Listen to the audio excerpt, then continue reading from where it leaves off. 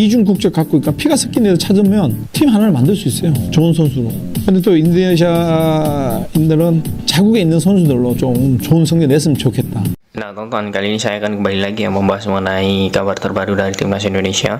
Dan di sini mungkin saya akan membahas yang mengenai line up yang mungkin ini menjadi idaman kita atau impian kita untuk timnas Indonesia. Nah, di sini mungkin saya membahasnya ini hanya sekedar konten, tetapi saya melihatnya teman-teman ya bahwa ini bisa menjadi acuan timnas Indonesia karena kemungkinan besar ya pemain-pemain yang akan saya jelaskan di line up ini memiliki peluang besar untuk membela timnas Indonesia. Ya, walaupun itu kita tidak tahu kapan ya pemain-pemain tersebut berpeluang menjadi bagian Indonesia, namun yang jelas dengan adanya skuad seperti ini menurut saya 100% ya ini bisa mengangkat prestasi timnas Indonesia. Bukan hanya bagaimana faktor pemain, tetapi juga saat ini kita dilatih oleh Sintayong, dan Sintayong ini bagus sekali untuk menurunkan bagaimana pemain-pemain kualitas dan juga terbukti ya ketika menjadi bagian timnas. Saat ini terbukti ketika Sintayong mengincar pemain itu pasti memiliki kualitas baik. Contohnya yakni Tijani Reinders yang baru-baru ini juga bergabung bersama AC Milan, itu adalah incaran prioritas Sintayong, dan wajar saja ya dirinya dalam hal ini ya tidak ingin membela Indonesia karena memang sudah dipanggil Belanda, dan akhirnya dirinya pun memilih AC Milan untuk pelabuhan barunya. Kemudian bukan hanya itu, Sintayong juga berhasil mengorbitkan salah satu anak didiknya juga yang saat ini bermain di Bayern Munchen ya, yakni Kim Jae-min, dan juga beberapa pemain-pemain lainnya seperti Son Heung-min yang ada di Tottenham Hotspur. Nah, semua itu adalah produk-produk Sintayong, hasil analisa dirinya bahwa pemain-pemain itu bisa menjadi pemain besar, dan salah satunya adalah pemain Indonesia yang saat ini bisa berlaga seperti Asnawi, kemudian Marcelino, kemudian ada lagi Arhan. Semua itu adalah bagaimana Sintayong mampu untuk meracik produk-produk Indonesia. Nah, di sini pun saya akan melihat bagaimana komposisi atau magnet ya yang diinginkan oleh Sintayong untuk timnas Indonesia dari kiper maupun dari striker ya. Jadi ini bukan berarti kita membahas tentang pro kontra pemain ini, tetapi ini hanya sekedar konten. Nantinya jika memang pemain-pemain ini mau membela Indonesia ya kita doakan segera ya. Oke, di sini langsung saja saya akan membahas line up timnas Indonesia. Ini versi saya ya, untuk versi saya. Oke, untuk di kiper menurut saya ya ini akan menjadi hal yang sangat luar biasa jika memang nanti ya sosok Emil Audero Mulyadi ini bergabung bersama timnas Indonesia. Nah, mengapa demikian? Saya melihat bahwa masa depan Emil itu sangat cerah sebenarnya untuk di Liga Italia ya, karena saat ini Andre Onana itu sudah pindah ke MU, dan kekosongan di kiper ya, kiper Inter Milan itu sekarang ada, dan fokus dari Inter Milan saat ini adalah sosok Emil Audero. Nah, jika Emil ini nanti bergabung bersama timnas Indonesia, tentu kita akan mendapatkan kiper yang sangat pengalaman sekali, dan juga kiper yang sangat bagus ya, bisa dibilang adalah kiper terbaik yang ada di Liga Italia. Oke, nah kemudian yang selanjutnya ini di back kanan ya. Nah, di back kanan ini juga kita berharap ya semoga saja nanti sosok Mesilger ini bisa membela timnas Indonesia, karena dia sangat cocok sekali ditempatkan di sisi kanan. Apalagi dirinya juga sudah tidak dipanggil lagi oleh timnas Belanda U23, dirinya juga dicoret di Piala Eropa kemarin di bulan 3 kalau tidak salah kemarin. Dirinya dicoret dan dirinya sudah memfollow PSSI. Ya, diharapkan ya dengan adanya nanti Mesilger ini akan menambah kekuatan di lini kanan untuk di bek kanan Indonesia. Nah, tentu untuk di lini tengah ya, di lini tengah ini adalah pemain yang sudah syarat pengalaman yakni sosok Jordi Amat.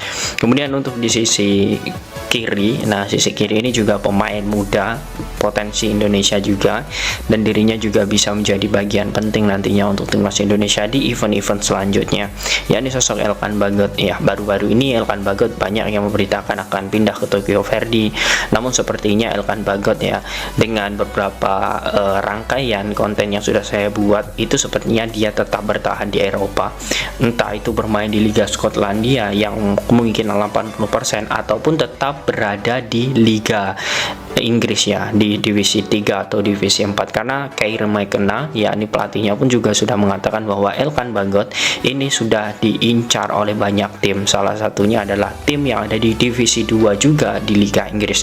Ya, kita patut tunggu bagaimana kesempatan Elkan Bagot nanti bermain. Oke, kemudian untuk di sisi kanan ya, di sisi kanan ini ada pemain juga grade A juga. Saat ini nilai transfernya 34 miliar dan dia memiliki market value tertinggi di timnas Indonesia. Ya, ini sosok Sandy Walsh. Nah, Sandy Walsh menurut saya cocok sekali untuk ditempatkan di sini di posisi kanan, karena saya melihat Sintayong ini menggunakan formasi modern ya. Jika pemain-pemain ini ya dalam hal ini seperti Emil kemudian Mas Hilger bergabung ya, menurut saya ini tetap menggunakan formasi modern yakni 3-4-3. Nah, kemudian untuk di sebelah dari Sandy Walsh ini ada sosok Mark Klok. Nah, Mark Klok ini bisa ditempatkan di posisi itu, dan menurut saya Mark Klok ini juga efektif jika ditempatkan di sini, teman-teman.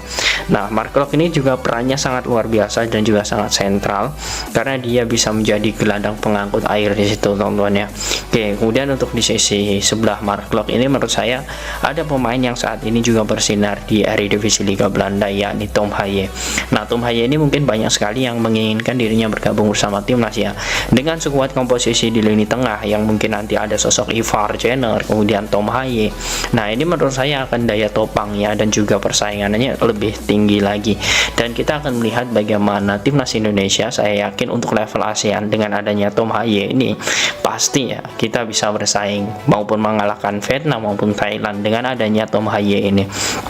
Nah, kemudian untuk di sisi kanan, di sisi kiri. Nah, di sisi kiri sebenarnya dua pemain ya, yakni Shane Patinama dan juga Pratama Arhan. Nah, Pratama Arhan juga permainannya sangat bagus kemarin bersama Tokyo Verdy, dan ini pun juga bisa menjadi acuan bagi Sintayong untuk memainkan Pratama Arhan.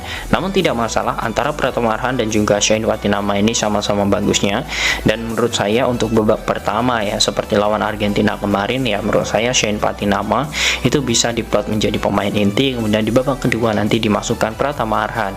Ya, kita tidak bisa ya berkaca dalam hal ini permainan Shane Patinama saat melawan Argentina kemarin sedikit kurang bagus ya, karena memang dia baru saja debut. Namun menurut saya itu adalah pengalaman berharga bagi dirinya, apalagi langsung bertemu dengan Argentina. Nah, untuk pertandingan selanjutnya saya yakin sekali Shane Patinama ini lebih menyatu bersama timnas Indonesia. Nah, itu untuk di posisi kiri. Kemudian untuk di lini depan, nah di lini depan itu tentu ya saya melihat bahwa ini adalah potensi yang sangat bagus karena Indonesia sudah memiliki sosok Marcelino Ferdinand yang bisa ditempatkan di sisi kiri. Nah, Marcel ini menurut saya juga sangat cocok ditempatkan di sisi kiri karena dirinya memang ketika ASMK Danger ya melawan FC Groningen ya, dia mampu mencetak 2 gol di sisi kiri. Kemudian ketika KMSK Danger tadi malam ya melawan FC Emmen yang menang 2-0, dia dimainkan di menit 46 sampai 90 menit 90. Artinya memang posisi di sayap kiri ini sepertinya memang cocok untuk Marcelino Ferdinand. Ya, walaupun Sintayong ketika di timnas dia juga sering menempatkan di posisi gelandang bertahan. Gelandang serang. Nah, ini memang menjadi hal yang sangat luar biasa. Namun sepertinya di sayap kiri dia juga memiliki posisi yang bagus untuk menopang sosok Rafael Struijk yang bisa ditempatkan di striker murni. Nah, mengapa demikian saya ingin striker murni ini ditempati oleh Rafael Struijk? Karena saya melihat ya, kita saat ini tahu bahwa Dimas Derajat ya saat ini masih cedera. Kemudian juga Dendi Sulistiawan juga angin-anginan, kadang performanya naik, kadang turun.